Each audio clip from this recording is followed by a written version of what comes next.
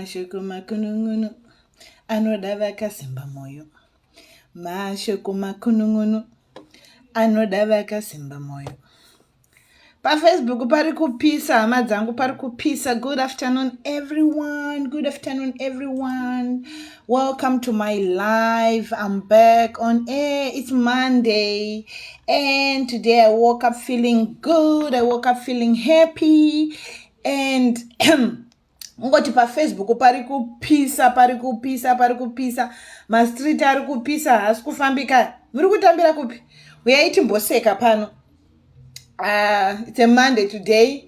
This week it's gonna be a long week for me. It's gonna be stressful for me. I've got law exams. I've got lots of work. I've got zvinzvakawandisa shundorinere. How are you guys? Muri sei? Muri moero ma street? Muri kurarama here? Muri kupisa ma street? Muri kupisa ma street? Nai muri kupisa ma street zvakawanda zviri kuitika ma street muri kubvira. But I said unangotrega nduye nasimboseka because I'm under pressure and in schoolwork and in my exams.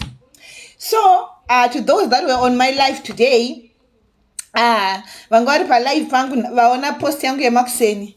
Ndanyora bo ndangomuka aminoti chaitika. Ndangoti kumuka makuseni. Aminoti zvoya sei pandandichigeza mupfungwa dzangu. Kuti asene ndakamborohwa kaini. Out. Asene ndakamborohwa kaini. Ndiri musikana. Zvekurohwa izva zvinotanga ndofunga ndotori andina munyama, but I just had a bad luck. Yakaenda, I washed it away in Jesus' mighty name. Rimwe gore tanga tichangomuvha taigara kuchitungwiza. So taigara kuUnity G. Then we moved from Unity G. Vabereki vakanga vatenga mastand kunonzi kuManyame Park. After St. Mary's wakuenda kubridge rekuna unyane uko vanoziva Chitungwiza. Tasvika kakwakuruma new stands chichichi vanhu muchiri kuvaka wati chichichi. Ndichaziera kuti saka I think mukomana uyu ndakamuratidzwa. Munongoziva kuti vasikana masvika kunew area mune muri vanhu vanyowani, muri kubva nzvimbo dzakasiyana kuma stands manyowani. Ndine musikana paye. Ndaita shamwari yangu yepa next door. Sisi vake vanga inemba pa next door pedu. Ndawirirana nemusikana uye. Musikana uye anga ine mukomana, anga ina bamdiki muningino murume wasisi vake. Vanga vane shamwari yavo yavaitamba nayo. Saka munongoziva zvinoita vakomana vanga vari muSt. Mary's. Guys, munongoziva St. Mary's. Kana ndoziva kuna vanhu vanopisa musoro kuSt. Mary's. But ndaisaziva zvese izvozvo. Noziva nzvimbo nyowanika. Mukomana yanga akanaka. Very cute one. Very cute ka yellow bone. Kangari ka cute ka yellow bone. Ndosaka ndakavenga zita rinonzi Gilbert. Ainzi Gilbert. Ka cute ka yellow bone paye. Ndanakira ka cute kani. Ka cute ka yellow bone. Ka nice slender chichichi. Meno yakaikia kuma industry. Kunonzi kuchi kuma industry yoko emunasi along Seke Road uko tichazivere zvekuZimbabwe zvinoda kukanganwa ndiregerere ndoko aishanda ikoko tatete ka relationship paye dzanziri munhu ari bo taitoenda kuchechi 1 taenda tese kuRoma nemukomana wangu paye hapa chinoi pano musikana achangoenda kucollege mutauni chichichichi kotaenda kucollege uchidzoka uchinda kucollege uchidzoka kuDeni kuchitungwiza. Saka kazhinji kacho mukomana tezonzo mona izo yakaziva rodoka tsviyo chichichi munoziva yekughetto ka yekutaimirana kuseri kumejuraho chichichi mohwanda moonana musuye mufesi. Saka zvakaitika inangu nanhasi kaMwari ngavandiregerere. I still suspect pane munhu wani akanditengesa and Mwari ngavandiregerere. I suspect shamwari yangu inogona mumwe musikana wandaitamba naye kwete uyu pabamdiki uyu mumwe wemuraini mumwe kuti anogona akanditengesa. Because ndiye guys yakuti kwaito kutaunoku kwaito rimwe baranziwo iri ranga riri kwamutoko anga siri baranzi esachi. But unoziva vakomana veve kana munhu iyoyo anoti handirambwe nemusikana kana akuda utombofanira kumuramba. He was like that. Mfesu aibva kwamutoko anga aitotaura chitoko chaicho but anga ndikaubaranzi kamwe kanga inako kaindisvota. Yes, aitonge munhu ane mari aita stationary chichichi but anga ine dzungu nespeed zvaindibhowa and zvezvechi zveteke. Saka shamwari yangu ndiye akaita kuti ndione uyu mufesa andione wemoto wokuzondirovesawo. shamari yangu auda kupusha bosi mufesi wangu ari bosi wake auda kupusha ndidana ina bosi wake ndikati amaya hazviite saka munhu yakandiona pandikaita sei pandikaenda nona shamari yangu bosi supposed to have lunch together taidya machips ekuna ndianiko ndiri zende kuna chinhoi so kwanga kuine majipi nemarushian so ndokwataidya lunch yedu ndiyo yanga iri lunch yedu nekoko mosheya zvenyu ndonotora shamari yangu bosi wake vanakirwa nini ndikati bodo bosi ndengori nementality yekuti murume wese ane mari ndiri musikanaka ndengori nethat mentality ko tanchiri mabharansi kai ndakakurira kumusha saka kuenda kuharareka it was something ndaitori nestrong rural background chaiyo so ndakatosiyana nevanhu vakakurira girls the toners saka ndaitori backward zvokudaro saka ndengori nementality yekuti murume wese ane mota murume wese ane mari murume wemunhu kana kuti atoite ndozvazviri mupfungwa dzangu bo saka kuri tine that mentality yekuti unotanga nemurume wako you start from scratch whatever unongoziva vasikana vekumusha ndandiri musikana wekumusha guys hapano ipano shamari yangu ada kufadza murungu akati don't worry ndokuseterai kamunhu katori chichichi katori kamhandara saka ndofunga shamari yangu akabva atengesa kunani kuna bosi wake manje munoziva zvivarume zvakadaro manje zvikanzikana toita sei zvikanzi uya tiende kumba ndikati ameya nemufesi uyoyo bosi wako uyo handisi kuda no thank you perekedzwa zvako ini ndiri kuita sei indiri kurova pasi nemakombi nemabhazi tantinana mhiripiri mazuva iwayo musikana ndakwira bhazi rangu ndaenda kumba shamari yangu vanga vatotungamira nabhosi wake vamira patinoburukira mabhasi tantine parengi 1 kunonzi kwachigova nyika then mozofamba kuenda kumba kwenyu ndatoburuka mubhazi mangu ndinzwa jini ndondaona vanhu vaenda singatombozive mota yemunhu iyoyo ndondaona shamari yangu zvikanzi chichi chingonotaura naye kana hapana losi chichi chingonotaura naye ndikati handisi kuda ndakudzotaura kuti handisi tomboda nezvemunhu uyu ndondatotanga kufambapo zvakatondibhuwa kuti munhu yautoramba achindisira pressure ndondatotanga kupinda murodhi musikana ndakufamba ndakuita sei ndakuenda iwe brenda ndakuenda kumba pai musikana ndiri kutozvifambira zvangu murume waye akabva mufesi uyo anga achiri boys ake ameno kuti anga ine mukadzero whatever I didn't even want to know much about him akutonditeera kwakutovhura windo achidedzera ndiri kufamba ndombochinja leni ndoenda ukovhura windo rewo kuchidedzera apa rodhi yekuenda kumba kwedu pamwe pangu siri kurestereki nekubus stop iri straight ari kungonditeera munhu uyo hakuna kana kwekudimburira kumanyame paka hakuna kazvemasendraini kana kuti marodhi kana iri straight kana chizotera inonotena apa imbedenga iri pakona munhu iye ari kungonditeera ndatofamba bosi mapedu pamba padhuze achingotaura nchimuignore svika ndasvika padhenu ndasvika ndapinda mumba ndobva adzokera iye hamino kwaitogara akatouya kuchitungwiza kufambira inini hamino kwaitogara ake mufesu ndatopinda mumba tasati ane maselfoni kamaziva iwayo asikana tatopinda mumba pepe ndatoita tumachos twangu unoziya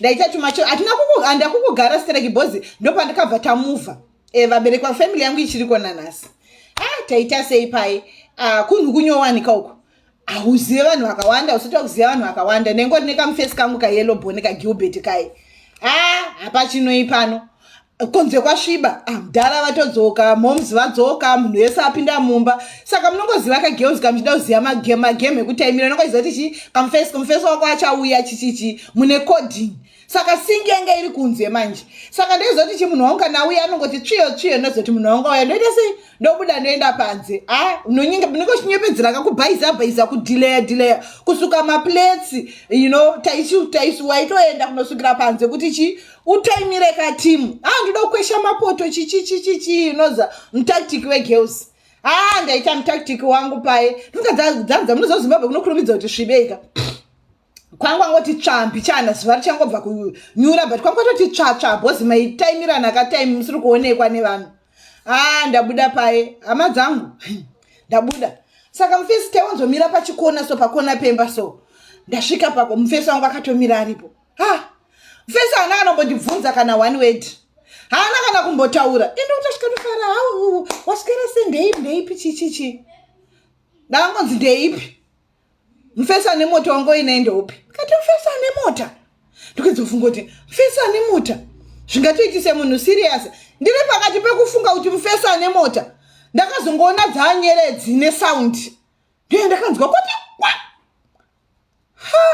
muza zvokunzuka rohamba munhu nanyeredzika maskati ndakadziona guys ndakarinzizenya Kuona kuti vai. Panoda kuedza kufunga kuti what's happening? Rimweiro. Hai. Zenya. Amino chakaitika ndo pandakafunga kuti ndiri kutorohwa kaini. Kutorohwa kauko. Mhere kwatsu. Zvechisikana. Unenge usati warohwa imi. Kukanganwa kuti kumba ndatiza. Kukanganwa kuti vanhu havasi kuzoti ndabuda panze. Ndatiza kumba. Ndakudzokera kumba manje mhere iri kwatsu amai vangu afa akakanganwa nyaya iyoyo. Mama! Dada! Ndakumhanya kumba ndiri kuchema ndiri kuridza mhere. Mama!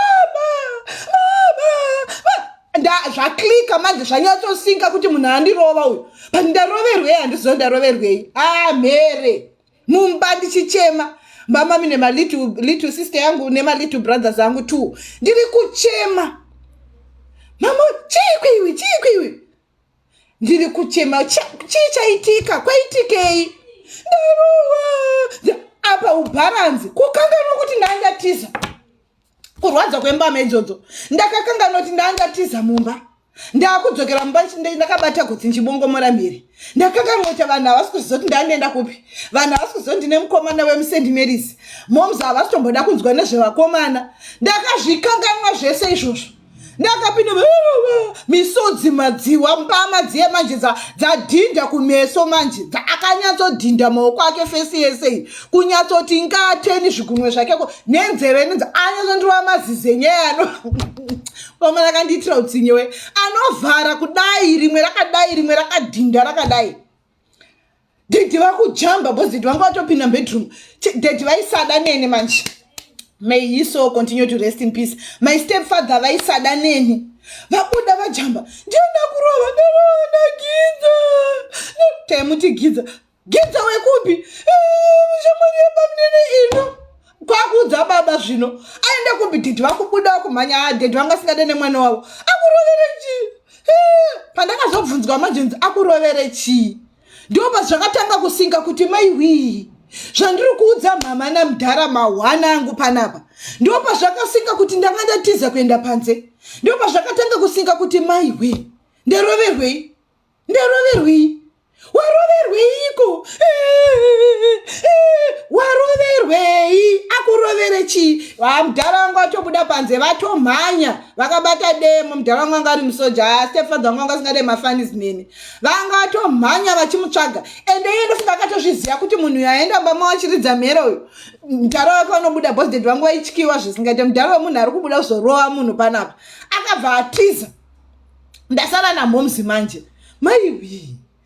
Waroverwei momzi vagoti kwe kurova chikwe kuseka vakandiseka zvakandirwadza wakambonoti warohwa uri kuchema fesi yadhindei apa unoziva ukarohwa mambamaka unotanga kunzwa kutonge fesi iri kuzuma kudai uchizvimba iri kuzuma kudai nemazvimbiswa fesi ichizuma kudai unokuchizwa kuvhuta fesi yese ichivhita iyi ichizvimba apa momzi vari kundiseka vakatochinyanya. Ndakakuudza kuti vakomana vemuSt Mary's vanorova one day chete hezvo. Mashoko evakuru awire pasi munongoziyana momzi. Wakukandwa netsumo apa uri kurwadziwa. Laki mudhara ndobva wadzoka. Mudhara wangu asingazvide manje. Chichiri kusekesa. Ufuna kuti mwana ari kuzvimba. Chichiri kusekesa baba kuti mwana arohwa akuvara. Uri kuseka panoti utore mvura mama akati andiite. Kutova chi? Angaenda kupi? Wapedza kusuka mapleti. Handi watori kusuka mapleti panze. Wanga waenda kupi? Tuvaningina twangu twanitarise iwe tuma little brothers twangu. Sisi vari kubongomora sisi vangu kwangwamurwa panze we. Ndakarohwa Sefani. Nemukomana yeye. Ndio pandakachera kakomba ndikati pu. Vakomana wekughetto avadananiwe navo. Ndakachera kakomba ndikapfira pasi. Ndikati kana ndizogara hangu muchitungwiza handife ndakadana nemukomana wemuchitungwiza handife ndakadana nemukomana wekughetto nekuti anorova. Ndakaita 3 days ndichine zvigunwe zvake kumeso 3 days usingaenda kucollege uina zvigunwe kumeso. Akadoda kuya kuzodzoka goti chiyo kwani kuchechi nanda kuti chechi ikapera pana mai vangu ndo pandiri famba na mai vangu. Asina nhasi munoziya kune vakomana veingorova vanhu ngosha sezvandakaitwa kuchazoti wandiroverei ndakaroverwei serious haana kana kumbondipa chance yekutsanangura kana chance yekuexplaina kana kundibvunza kungosvika nekungonzizenya mukomana wangu uchifamba neya nemota ndiani wauta zvivakomana vane mota manje kana kuti yange iri forogonyo yake yekuti hana mota anzwa kuti bhebhi rine munhu ane mota dai ndakakwira mota yacho vedu endeso ndakaroverwa zviripo vedu ndakaroverwa mahara ende dai ndaiziva mazuva iwayo kuti ukarohwa nemunhu zveshuwa unomusungisa mukomana eni kadai ndakamusungisa serious ndakaita 3 days ndine mafingerprint ake efe maoko ake kumeso kwangu kufesi mai vangu vaiti vakanditarisa mai vangu ndo vaindirwadzisa mai vangu ndo vakandipedzera manje vakati uchinyanya wangu wabuda uchienda kupi wangu wapedzosika maplesi ndakakuti chine zvevakomana izvi ndamba kunzwa akaonekwa nembonje pauma munoziyana mai apa mbonje pauma veduwe handife ndakazvikanganwa ini asi ndo kwakava kupera kwangu asi mukomana ega akandigonera ndo kwakava kupera kwangu nevakomana vekughetto ndakanga ndakutya munhu aiti akati ndokudani ndinogara kupi akangotaura ghetto chete zvavharana saka akandigonera pakuti handina kuzoita misikanzwa yevakomana handina because mbama idzodzo dzakaita 3 days dzakazvimba kumeso kwangu dzakaita wake up call yangu mukati meupenyu and ndakabva ndadzidza kuti mukomana anongokusimudzira ruoko chete kana but mukomana haana kana kumbondipa sign. He never gave me any sign. I did not even see kuti munhu ane violence. I did not even see kuti ndakangosheya kuti ndakakuudza vakomana emuseni Mary's vanouraya. Hey, apa chairwadza manje ndechekuti momzi vaka musekero wavaiita munhu wese auya aiudzwa nyaya yekuti mwana akangwangwa murwo wese auya aiudzwa vaine zvezvo zvakavanakidza zvekuti vaningi nangu vakakura vachiudzwa story iyoyo. I've got so many sisters vakakura vachiudzwa story iyoyo kunzi munozviziva sisi venyu vakarohwa nevakomana vemugeta. Ndakaita example hanzi kwaiko zvinacho kungorovera handizive kondozvizira kupi naini handina kuzombomuona futi upenyu hwangu hwese kana kuziva kuti akazofamba nekupi kana kuti akazodii. I don't even know kuti akaenda nekupi mukomana yeye. Handina kuzoda kana kunzwa nezita rake kana zita rekuti Gilbert handidi kurinzwa. Bva ipapo zvakabva zvatongovharana. Asi chandakaroverwa hapana. That was the form of abuse inointroduced vasikana vekuZimbabwe at a very young age. Havabvunze mukatesa mucomment section unongoona vanhu vaingodhindirwa mahara kutongorohwa. Asi vakomana vekuZimbabwe ngavasadaro serious. Hanzina chiwaniso St. Mary's chigowa nyika huri yadzo mahwani iye aigara kwaikusaidi rekuhuri yadzo ndokwaigara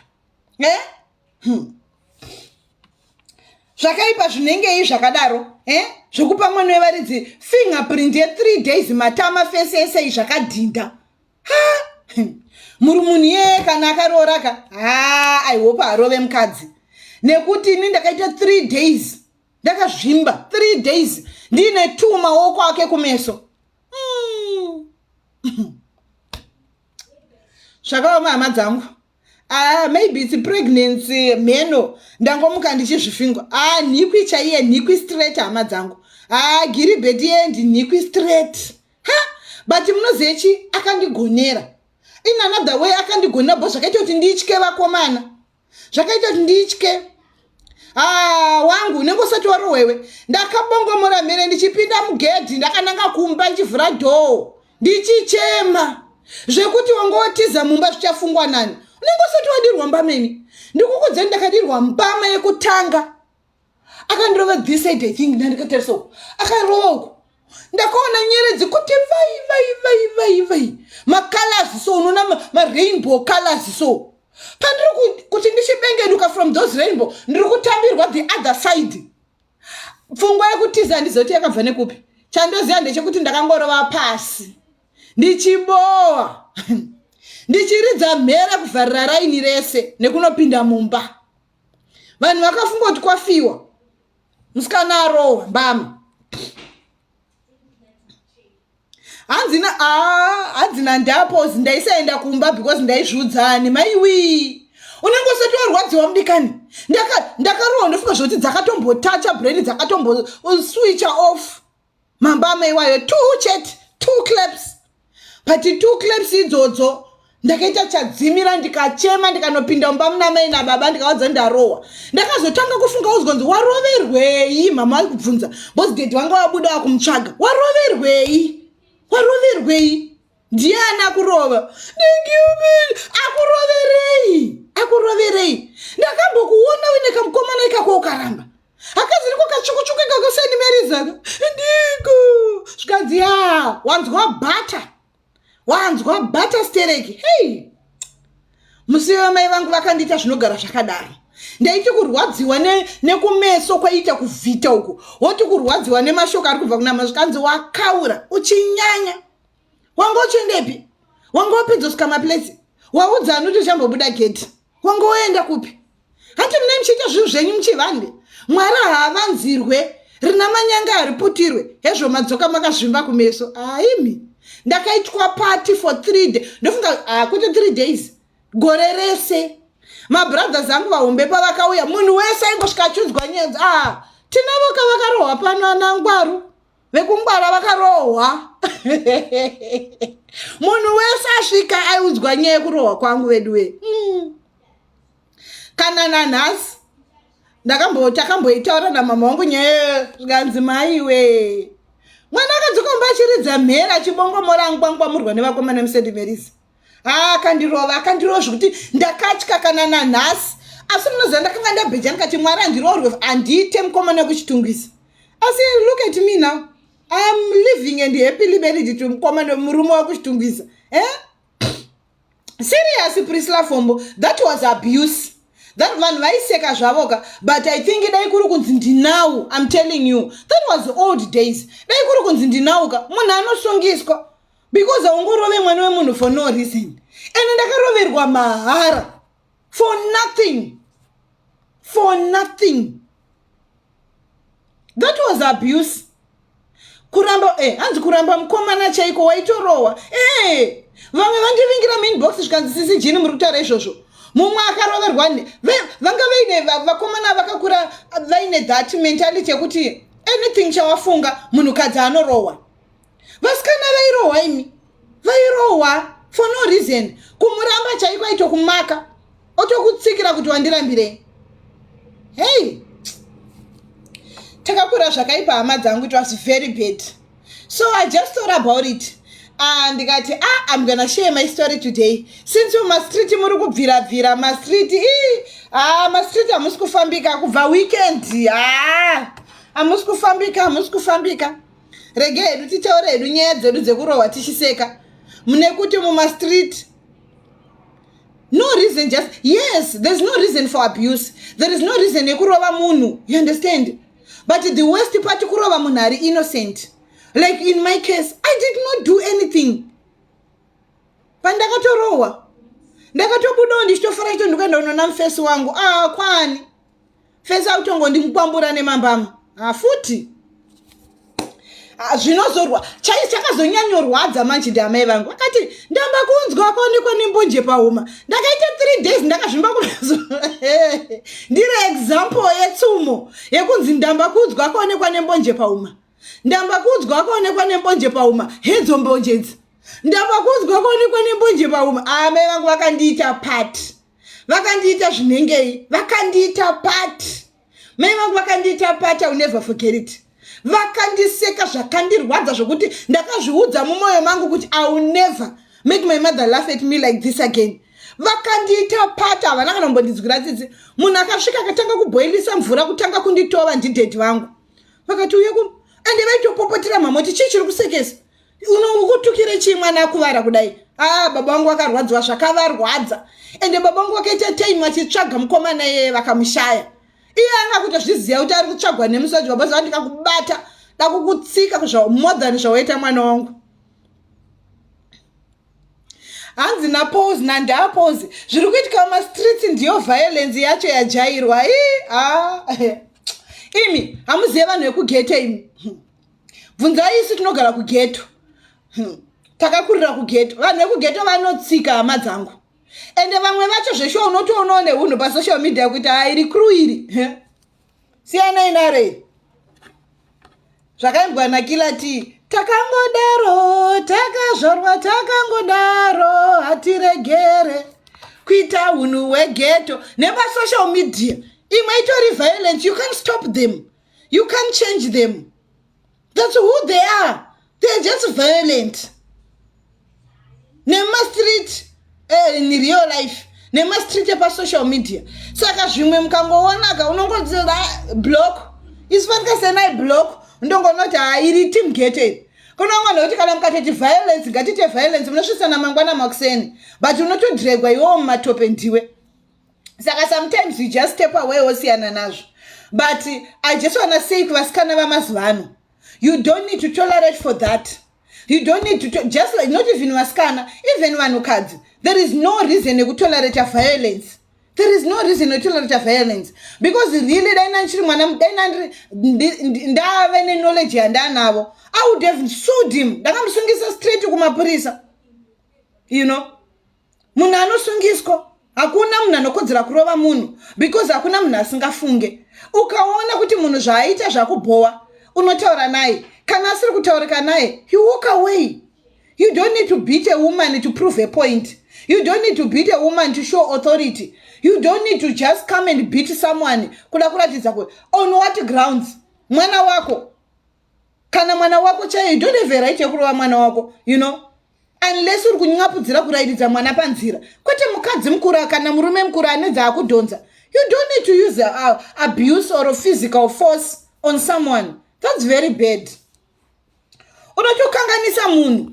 Like inini zvakatondikanganisa, but zvakandikanganisa in a good way. Zvakandikanganisa in a good way kuti ndakabva ndatomaka vakomana vacho. Because ndanda kutongotya hamba medzodza ansina umira mushe. Ndanda kutongotya kuti that's how they are. Vatongori neviolence. In a way zvakatondibatsira zvakatondichengetedza. Because I think kana right now achatokwana asvikire. Atori amheno kana ari mupenyu or whatever. But you can't stand munhu abusive, you know. So that's what I thought about this morning. And I posted on my wall. And I'm like, you know what, today it's a Monday. I had a very a hectic Monday. My morning was crazy. My afternoon was crazy. After lunch was crazy. So this is it, guys. I don't have much to say to you. I just wanted to laugh because must treat him violence. And just to say, you know, not everything that needs you to comment on or to talk about, but I've just been enjoying what I've been really positive. Like kwa maititi mkaenda kwa maititi kuna issue bra unongono siyo kako ka comment bra black yanetsa bra black anti joy